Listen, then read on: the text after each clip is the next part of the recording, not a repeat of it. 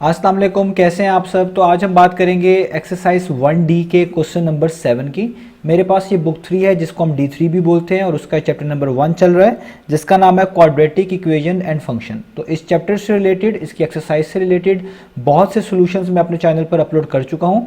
मैंने इस चैप्टर के नेम से सेपरेट प्लेलिस्ट बनाई हुई है और उसका लिंक भी मैंने डिस्क्रिप्शन में दे दिया है। आप उस लिंक को क्लिक करेंगे तो आपके सामने इस चैप्टर की प्लेलिस्ट ओपन हो जाएगी, जहाँ पे आपको इस चैप्टर से रिलेटेड तमाम कंटेंट एक जगह ही मिल जाएगा, जो अभी तक मैंने अपलोड किया है वो भी, और जो इन फ्यूचर इस चैप्टर से रिलेटेड मैं अपलोड करूंगा वो भी आपको इसी प्लेलिस्ट में मिलने वाला है। तो आइए स्टार्ट करते हैं हम इसके क्वेश्चन नंबर 7 को। तो क्वेश्चन नंबर 7 की जो फिगर है वो आपको यहाँ सामने नजर आ रही होगी अपनी स्क्रीन पर। लेफ्ट साइड पे ये पूरा क्वेश्चन भी लिखा हुआ है, आप यहाँ से भी रीड कर सकते हैं और अच्छा होगा अगर आपके पास बुक सामने हो तो आप वहाँ से भी रीड कर सकते हैं।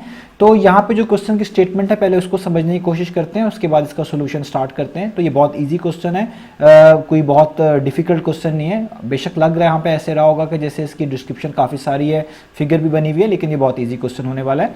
तो आइए स्टार्ट करते हैं। तो क्वेश्चन नंबर 7 की स्टेटमेंट है, The figure shows a triangle ABC in which AP is 6x centimeter, AB is 3x plus 5 centimeter, PQ is x centimeter and BC is 1 centimeter। तो आप देख सकते हैं यहाँ पे एक नीचे ट्राइंगल बनाई हुई है और इसी ट्राइंगल का ऊपर क्वेश्चन में जिक्र किया जा रहा है और उसमें आप देखें A, P, Q, B और C कुछ ना कुछ पॉइंट्स भी यहाँ पे मेंशन कर दिए गए हैं। ए से लेकर बी तक का डिस्टेंस, ये जो सबसे एरो हेड लगे हुए हैं दोनों साइड्स पे ए बी के ऊपर, ए से लेकर बी तक का जो साइड है उसके जो बारे में इंफॉर्मेशन दी गई है, उसकी डिमेंशन एक तरह की आप कह लें बताई गई है कि वो 3x प्लस 5 सेंटीमीटर है। यानी ए बी जो लेंथ है वो 3x प्लस 5 सेंटीमीटर के इक्वल है। इसी तरीके से आप देखें ए से लेकर पी तक यहाँ पे लिखी हुई है, उसकी लेंथ जो है वो 6x सेंटीमीटर है।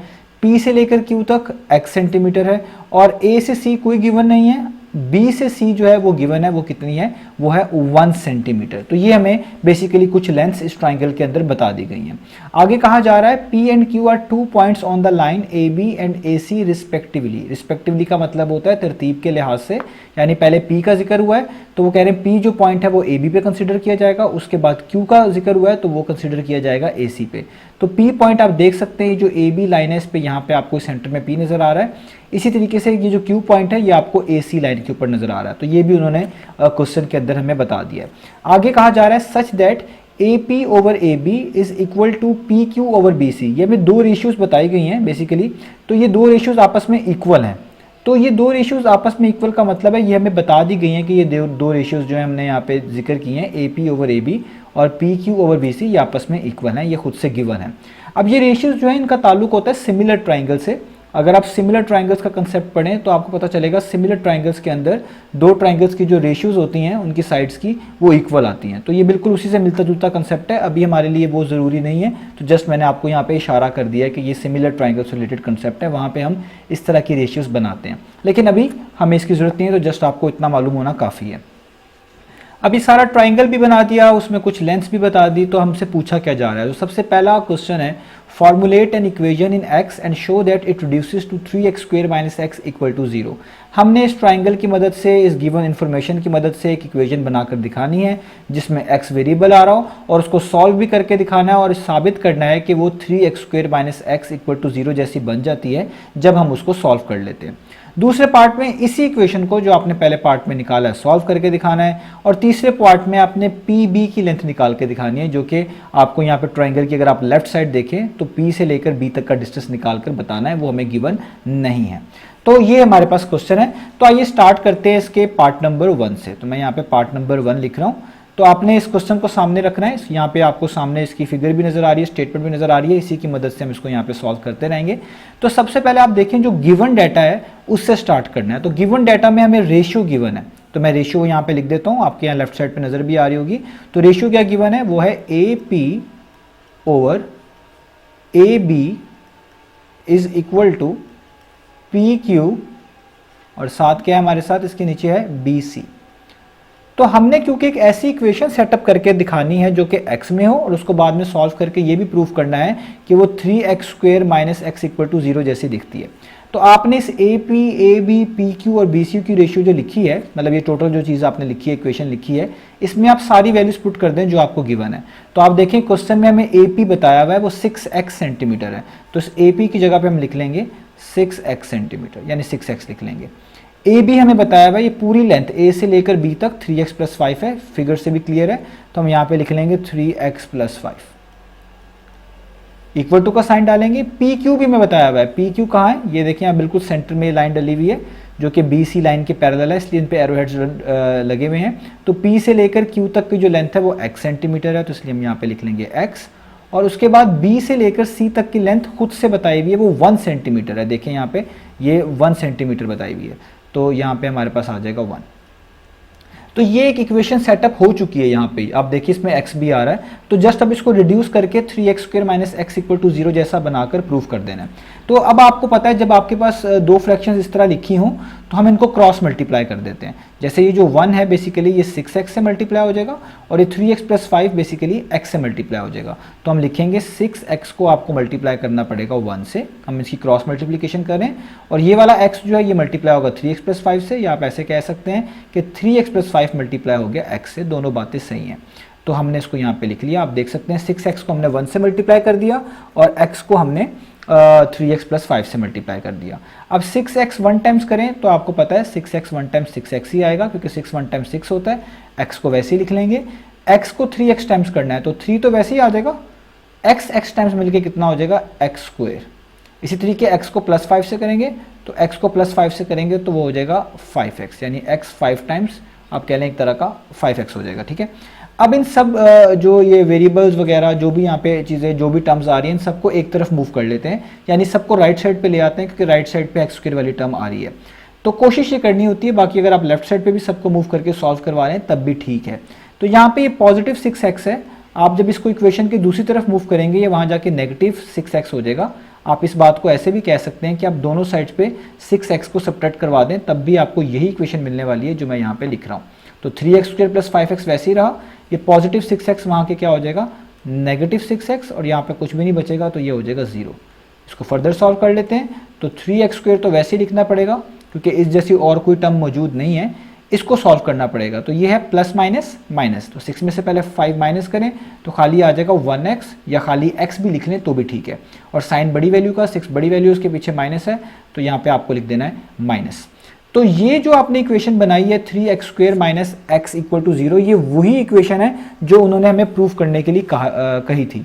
तो आप देख भी सकते हैं यहाँ क्वेश्चन के अंदर लेफ्ट साइड पे हमने वो इक्वेशन बना ली है जो कि है 3x² - x = 0, इसको आप ऐसे भी लिख सकते हैं। तो ये हमारा प्रूफ हो गया, ये हमारा पहला पार्ट हो गया, यही चीज़ हमने शो करके दिखानी थी तो ये हमने शो कर दी है। तो ये हमारे पास आंसर आ चुका है पहले पार्ट का। अब सेकंड पार्ट में जस्ट ये लिखा है आपने इसी इक्वेशन को सॉल्व करना है। तो आइए अब इसी इक्वेशन को सॉल्व कर लेते हैं। तो मैं इसको नीचे सॉल्व करता हूँ, मैं इसी इक्वेशन को दोबारा लिखता हूँ, ये दूसरा पार्ट है। अब हम लिखेंगे 3x² - x = 0। तो यहाँ पे हमें कोई क्वाड्रेटिक फार्मूला या फैक्टराइजेशन या फिर आप कह लें कंप्लीटिंग स्क्वायर मेथड यूज़ करने की ज़रूरत नहीं है, क्योंकि ये उससे आसानी से सॉल्व हो सकता है। उसकी रीज़न क्या है, आप देखें यहाँ पे 3x² और x लिखा हुआ है, इन दोनों में कोई चीज़ कॉमन है। तो जब कोई दो चीज़ों में से कोई चीज़ कॉमन आ रही हो और वो 0 के इक्वल हो तो उधर ये काम बहुत आसान होता है कि आप बगैर फार्मूलास के या बगैर किसी और चीज़ के आप उसको ईजिली सॉल्व आउट कर सकते हैं। तो आप देखें यहाँ पे x² है और यहाँ पे x है। आपको पता होना चाहिए कि अल्फ़ाबेट्स के केस में या वेरिएबल्स के केस में छोटी पावर को एज अ कॉमन हम बाहर कंसिडर करते हैं। तो x की पावर 1 तो आ जाएगी बाहर कॉमन, इसके अलावा तो और कुछ कॉमन नहीं है, ब्रैकेट्स लगाते हैं। अब जो चीज़ बच जाती है कॉमन लेने के बाद वो ब्रैकेट्स के इनसाइड लिखते हैं। तो 3 तो बाहर कॉमन नहीं आया तो इसलिए इसको लिखना पड़ेगा। x² में से एक x बाहर कॉमन आ चुका है, तो जो बचता है वो यहाँ पे लिखेंगे। तो x² में से एक x बाहर है तो यहाँ पे एक ही बचेगा। आप इसको x की पावर 1 लिख लें या ना लिखें, सिंपल x भी लिख लें तो भी ठीक है। माइनस का साइन आएगा, ये एक ही था x की पावर 1 और यही बाहर कॉमन आ चुका है तो इसकी जगह पे तो कुछ भी नहीं बचेगा। तो आप इसकी जगह पे लिखेंगे 1, ब्रैकेट क्लोज कर देंगे और = 0 डाल देंगे। इस कॉमन वाली कंसेप्ट को आप इस तरह भी समझ सकते हो कि जो आपके पास कॉमन आया होता है आप उसको हर टर्म से डिवाइड कर दो। जब आप 3x² को x से डिवाइड करोगे 3x आएगा, तो देखें ये मैंने यहाँ पे 3x लिखा हुआ है। माइनस वैसे ही लिखेंगे, जब आप x को x पे डिवाइड करोगे x और x कैंसिल हो जाएंगे, 1 आएगा, तो देखिए यहाँ पे मैंने 1 ही लिखा हुआ है। तो आप इस तरह भी इसको सॉल्व आउट कर सकते हैं। अब जब दो चीज़ों का प्रोडक्ट 0 के इक्वल हो तो इसका मतलब है या तो ये पहली वाली जो टर्म है यानी x ये 0 के इक्वल है, या ये दूसरी वाली जो कंप्लीट टर्म है 3x माइनस 1 ये 0 के इक्वल है। तो जब भी दो चीज़ों का प्रोडक्ट 0 के इक्वल आता है हम उसको अलग अलग इस तरह रख के सॉल्व करते हैं।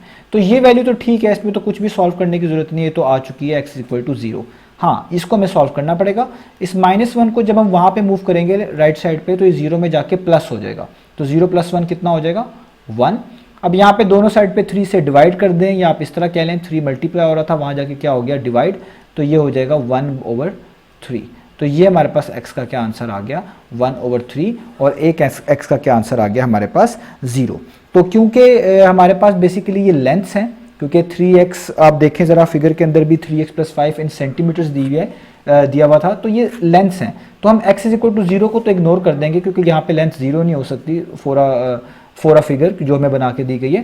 तो हम बेसिकली x की जो वैल्यू है वो 1/3 कंसीडर करेंगे, तो इसलिए हम इसको इग्नोर कर देंगे, हम जस्ट x की वैल्यू 1/3 यहाँ पे कंसीडर करेंगे। तो आइए अब इसका तीसरा पार्ट स्टार्ट करते हैं। तो अब मेरे पास ये पार्ट नंबर 3 है, आप देख सकते हैं मैंने यहाँ पे लिख लिया है। पार्ट नंबर 3 में हमने लेंथ ऑफ PB निकालनी है। तो इसके लिए हम यहाँ पे इस पिक्चर को देखेंगे, इस फिगर को देखेंगे, इसकी मदद से आपको समझ आएगा कि ये लेंथ ऑफ PB किस तरीके से निकाली जा सकती है। तो पहले आप ये देखिए PB लेंथ है कहाँ पर मौजूद। तो अगर आप इस ट्राइंगल को देखें तो ये जो पूरी लेंथ है A से लेकर B तक, इसी के अंदर दो पार्ट्स हुए हुए हैं। एक है PB जो कि बेसिकली रिक्वायर्ड है, हमने फाइंड आउट करके दिखानी है, और एक है AP जो कि हमें पहले से गिवन है 6x सेंटीमीटर। तो इसको देख के ही समझ आ जाएगा आपको कि हमने PB की लेंथ किस तरीके से फाइंड आउट करनी है इस तरह के सिनेरियो में। तो आपको पता चल गया होगा कि PB की लेंथ इस तरीके से निकाली जा सकती है कि हम लिखेंगे कि PB की लेंथ बेसिकली इक्वल होगी किसके, पूरी लेंथ AB यानी जो A से लेकर B तक है जिसके ऊपर PB भी मौजूद है, इसमें से अगर आप माइनस करवा दें वो हिस्सा जो PB के अलावा है। PB के अलावा कौन सा हिस्सा है, ये वाला जो A से लेकर P तक है, ये हमें नहीं चाहिए क्योंकि हमें जस्ट P से लेकर B तक की लेंथ चाहिए। तो मैं इसमें से अगर माइनस करवा दूं AP जो कि यहाँ पे 6x गिवन है, तो इस तरीके से मैं PB की लेंथ निकाल लूंगा। मैंने क्या किया है, मुझे पता है A से लेकर B तक टोटल लेंथ है और उस टोटल लेंथ के अंदर ही PB भी शामिल है। तो अगर इस टोटल लेंथ में से PB के अलावा जो हिस्सा बनता है जो नहीं चाहिए यानी AP, वो मैं माइनस करवा दूं, तो AB में से अगर माइनस करवाऊंगा मैं AP जो कि मैंने यहाँ पे लिखा भी है, तो जाहिर बात है वही लेंथ आएगी जो जस्ट PB होगी। तो मैंने वही लिख दिया कि PB का मतलब है कि टोटल लेंथ में से यानी AB में से वो वाली लेंथ माइनस करवा दें जो PB के अलावा है यानी AP, तो आपको PB ऑटोमेटिकली मिल जाएगी। तो अब बहुत ईजी है, अब इसमें वैल्यूज पुट करते हैं। PB तो हमने फाइंड करना है, AB की वैल्यू क्या है वो आपके पास गिवन है, क्वेश्चन के अंदर भी बताया हुआ था कि AB जो है वो 3x + 5 है। तो आप यहाँ पे लिखें 3x + 5, आगे माइनस का साइन डालें। AP ये भी आपको क्वेश्चन के अंदर बताया हुआ है वो 6x सेंटीमीटर है, तो आप यहाँ पे लिख लें 6x। इसको थोड़ा सा सॉल्व करना पड़ेगा हमें, तो हम इसको सॉल्व करते हैं। ये जो ब्रैकेट्स वगैरह हैं इनको ओपन कर लेते हैं, तो ये हो जाएगा 3x + 5 - 6x। अब ये 3x और 6x लाइक टर्म्स हैं, इनको सॉल्व किया जा सकता है। 3x के पीछे पॉजिटिव है, 6x के पीछे नेगेटिव है, तो पॉजिटिव नेगेटिव क्या होता है, वो होता है नेगेटिव। इसका मतलब है 3x और 6x को आपस में माइनस करवाना है। तो आप पहले 6 में से 3 माइनस करवा दें, तो आपके पास कितना आ जाएगा, वो आ जाएगा 3 और साथ x लगाना पड़ेगा, और साइन तो बड़ी वैल्यू का होता है, 6 के पीछे माइनस है तो आपको यहाँ पे माइनस लगाना पड़ेगा, और आ जाएगा +5 और आ जाएगा +5 वैसे का वैसे। तो ये तो हमने यहाँ तक लिख लिया, लेकिन ज़ाहिर बात है हमने लेंथ फाइंड करनी है, इसका कोई ना कोई आंसर निकालना है, और अब हमें x की वैल्यूज़ का पता है। तो x की वैल्यू अभी मैंने आपको पार्ट नंबर 2 में निकाल कर दिखाई थी, मैं आपको शो भी करवा देता हूँ। ये x की वैल्यू थी 1/3। x = 0 तो हम यूज़ नहीं कर सकते क्योंकि लेंथ्स हैं, तो लेंथ 0 तो नहीं हो सकती इस केस में, तो 1/3 ही हम यूज़ करेंगे। तो अब हमने ये वाली वैल्यू इसमें पुट कर देनी है। हमने जस्ट क्या लिखना है, हमने PB लिखना है, और ये जो हमारे पास आ रहा है x, इसकी जगह पे वो वैल्यू यानी 1/3 पुट करवा देनी है, 1/3, और बाकी +5 को वैसे का वैसे ही रहने देना है। तो मैंने क्या किया, जस्ट मैंने वैल्यूज पुट करवा दिए यहाँ पे। तो अब इसको फर्दर सॉल्व कर लेते हैं हम। तो मेरे पास आ जाएगा PB = आप देख सकते हैं बस x की जगह 1/3 पुट करवाया, बाकी सारा चीज़ें बिल्कुल वैसे ही हैं। तो ये 3 इस 3 से कैंसिल हो जाएगा, तो यहाँ पे बचेगा -1 और यहाँ पे बचेगा +5। तो प्लस माइनस क्या होता है, माइनस। इसका मतलब PB हमारे पास किसके इक्वल आ जाएगा, प्लस माइनस माइनस, यानी माइनस कर दें, 5 में से 1 माइनस करेंगे 4 मिलेगा, और साइन बड़ी वैल्यू का तो 5 ही बड़ी वैल्यू है, तो ये इसका मतलब है उसके पीछे पॉजिटिव है, तो यहाँ भी पॉजिटिव लगाना पड़ेगा क्योंकि ये लेंथ है और लेंथ सेंटीमीटर्स में है, तो हमें इसको सेंटीमीटर्स में लिखना पड़ेगा। इसका मतलब जो पार्ट नंबर 3 है वो भी हो चुका है हमारे पास, उसका आंसर हमारे पास कितना आ चुका है, उसका आंसर हमारे पास आ गया 4 सेंटीमीटर। तो यही था हमारे पास एक्सरसाइज 1D का क्वेश्चन नंबर 7। इंशाल्लाह नेक्स्ट वीडियोज़ में मिलेंगे बाकी सॉल्यूशंस के साथ।